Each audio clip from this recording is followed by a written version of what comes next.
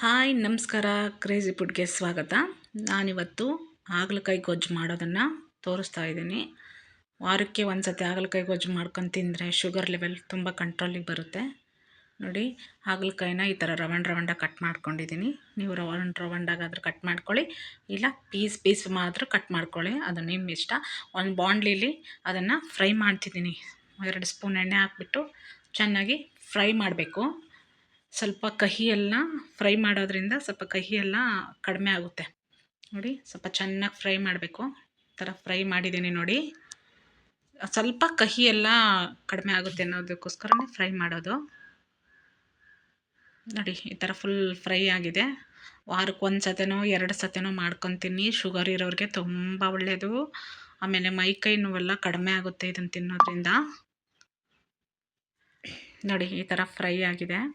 ಇದನ್ನು ನಾನೊಂದು ಬೌಲಿಗೆ ತೆಗಿತಾ ಇದ್ದೀನಿ. ಇವಾಗ ಬೌಲಿಗೆ ತೆಗೆದುಬಿಟ್ಟಿದ್ದೀನಿ. ಇವಾಗ ಒಂದು ಬಾಣಲನ್ನು ಬಿಸಿ ಮಾಡೋದಕ್ಕೆ ಬಾಣಲಿ ಇಟ್ಟಿದ್ದೀನಿ ಸ್ಟವ್ ಮೇಲೆ.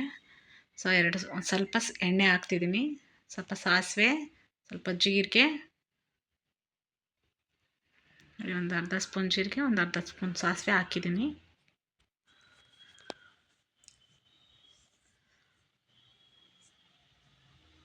ಇವಾಗ ಕರಿಬೇವಿನ ಸೊಪ್ಪು ಹಾಕ್ತಿದ್ದೀನಿ.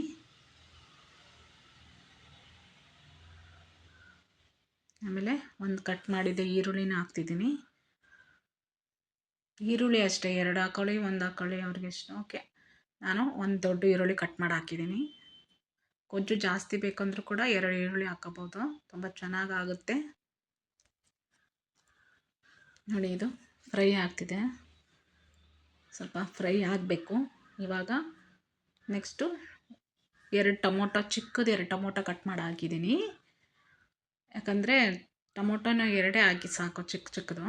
ಯಾಕಂದರೆ ಮತ್ತೆ ಸ್ವಲ್ಪ ಹುಣಸೆ ಹುಳಿ ಹಾಕಬೇಕಾಗುತ್ತೆ ಇದಕ್ಕೆ, ಲಾಸ್ಟಲ್ಲಿ ತೋರಿಸ್ತಿದ್ದೀನಿ. ಸೊ ಹಂಗಾಗಿ 2 ಟೊಮೊಟೊನ ಕಟ್ ಮಾಡಿ ಹಾಕಿದ್ದೀನಿ, ನಾಟಿ ಟೊಮೊಟೊ ಹಾಕಿದ್ದೀನಿ. ಇದಕ್ಕೆ ಸ್ವಲ್ಪ ಇವಾಗ ಇದು ಟೊಮೊಟೊ ಬೇಗ ಫ್ರೈ ಆಗಬೇಕು ಅಂದರೆ ಸ್ವಲ್ಪ ಉಪ್ಪು ಆ್ಯಡ್ ಮಾಡಿ. ಯಾಕಂದರೆ ಇದಕ್ಕೆ ಮಿಶ್ರಣ ಬೇಕೋ ಅಷ್ಟೇ ಆ್ಯಡ್ ಮಾಡಿ, ಯಾಕಂದರೆ ಮತ್ತೆ ಆಮೇಲೆ ಹಾಕಬೇಕಾಗುತ್ತೆ. ಸೊ ಇದಕ್ಕಷ್ಟೇ. ಇದು ಫ್ರೈ ಆಗಬೇಕು ಅಂದರೆ ಒಂದು ಅರ್ಧ ಸ್ಪೂನ್ ಉಪ್ಪು ಹಾಕಬೇಕು. ಇದು ಸ್ವಲ್ಪ ಫ್ರೈ ಆಗಲಿ. ಇವಾಗ ನಾನು ಏನು ಫ್ರೈ ಮಾಡಿ ಇಟ್ಕೊಂಡಿದ್ದೆನಲ್ಲ ಹಾಗಲಕಾಯಿನ ಅದನ್ನು ನಾನು ಇವಾಗ ಹಾಕ್ತಿದ್ದೀನಿ. ನೋಡಿ, ಚೆನ್ನಾಗಿ ಇದನ್ನು ಮಿಕ್ಸ್ ಮಾಡಿ.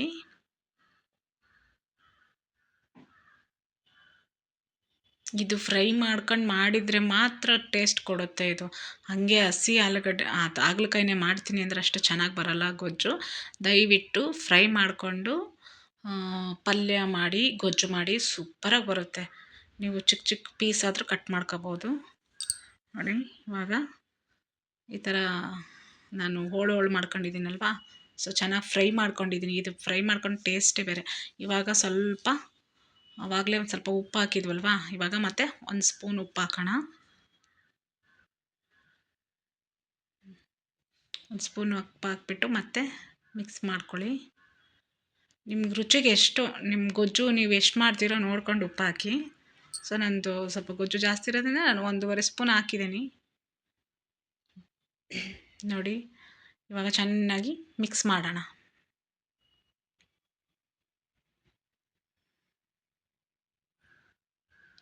ಆಲ್ರೆಡಿ ಫ್ರೈ ಮಾಡ್ಬೇಕಾದ್ರೆ ಅರ್ಧ ಫ್ರೈ ಆಗಿರುತ್ತೆ ಹಾಗಲಕಾಯಿ. ಸೊ ಇವಾಗ ಸ್ವಲ್ಪ ಫ್ರೈ ಮಾಡಬೇಕು. ನೋಡಿ, ಮತ್ತು ಒಂದು ಸ್ವಲ್ಪ ನೀರು ಹಾಕೋಣ, ಒಂದು ದೊಡ್ಡ ಲೋಟದಷ್ಟು ನೀರು ಹಾಕೋಣ. ಯಾಕಂದರೆ ಅದು ಆಲೂಗಡ್ಡೆ ಬೇಯಬೇಕಲ್ವ ಚೆನ್ನಾಗಿ, ಅದಕ್ಕೆ ನೀರು ಹಾಕ್ಬಿಡೋಣ. ನೀರು ಹಾಕ್ಬಿಟ್ಟು ಮತ್ತೆ ಮಿಕ್ಸ್ ಮಾಡಿ. ನನ್ನ ವಾಯ್ಸು ಸ್ಲೋ ಕೇಳಿಸ್ತಿದೆ ಅಲ್ವಾ? ನಂಗೆ ಸ್ವಲ್ಪ ಹುಷಾರಿಲ್ಲ, ಅದಕ್ಕಾಗಿ ನಂಗೆ ಸ್ಲೋ ಕೇಳಿಸ್ತಿದೆ. ಓಕೆ, ನಾನು ಮೈಕ್ ಆರ್ಡ್ರ್ ಮಾಡಿದ್ದೀನಿ, ಮತ್ತು ಟ್ರೈಪಾಡ್ ಕೂಡ ಆರ್ಡ್ರ್ ಮಾಡಿದ್ದೀನಿ. ಸ್ವಲ್ಪ ಇನ್ನೊಂದು 2 ಡೇಸಲ್ಲಿ ಬರುತ್ತೆ. ನನ್ನ ವಾಯ್ಸ್ ಅಂತೂ ಜಾಸ್ತಿ ಮಾಡೋಕ್ಕಾಗ್ತಾನೇ ಇಲ್ಲ. ಸೊ ನನಗೆ 2 ಡೇಸಿಂದ ಹುಷಾರಿಲ್ಲ. ಸೊ ನೋಡಿ, ಇದಕ್ಕೆ ಸ್ವಲ್ಪ ಬೆಲ್ಲ ಹಾಕೋಣ. ಯಾಕಂದರೆ ಕಹಿ ಇರುತ್ತಲ್ವ, ಬೆಲ್ಲ ಬೆಲ್ಲ ಹಾಕಲೇಬೇಕು ಕಂಪಲ್ಸರಿ, ಇದಕ್ಕೆ ಬೆಲ್ಲ ಹಾಕಲೇಬೇಕು. ಮತ್ತು ಕಾಯಿ ತುರಿನ ಒಂದು ಅರ್ಧ ಬೌಲ್ ಕಾಯಿ ತುರಿನ ತುರಿದಿಟ್ಕೊಂಡಿದ್ದೆ, ಸೊ ಅದನ್ನು ಕೂಡ ಹಾಕ್ತಿದ್ದೀನಿ ಇವಾಗ.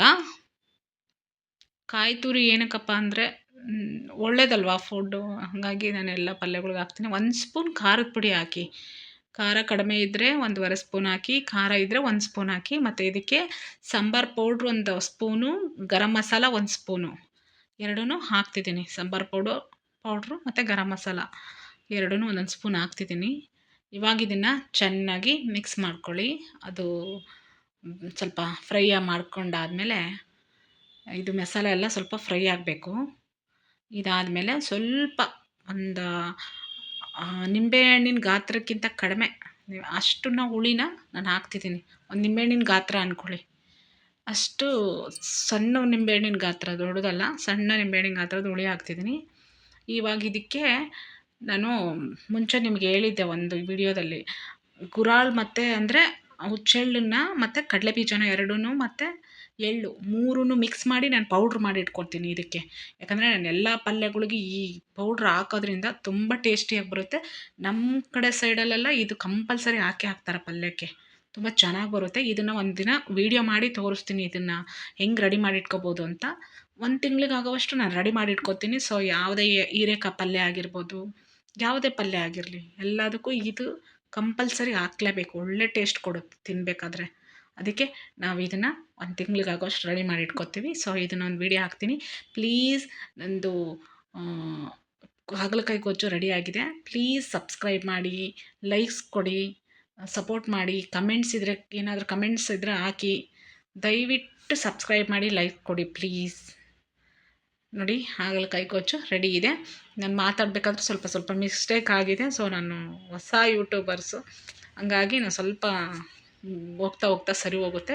ಸೊ ನೋಡಿ, ಚಪಾತಿ ಜೊತೆಗೆ ಸೌತೆಕಾಯಿ ಮತ್ತು ಮೂಲಂಗಿ ಸೈಡಿಗೆ ಇಟ್ಟಿದ್ದೀನಿ, ಮತ್ತು ಹಾಗಲಕಾಯಿ ಗೊಜ್ಜು ತಿನ್ನಿರಿ, ಮಾಡಿಕೊಂಡು ಸೂಪರಾಗಿರುತ್ತೆ. ಬಟ್ ಸಬ್ಸ್ಕ್ರೈಬ್ ಮಾಡೋದು, ಲೈಕ್ ಮಾಡೋದನ್ನು ಮರಿಬೇಡಿ ಪ್ಲೀಸ್. ಸಬ್ಸ್ಕ್ರೈಬ್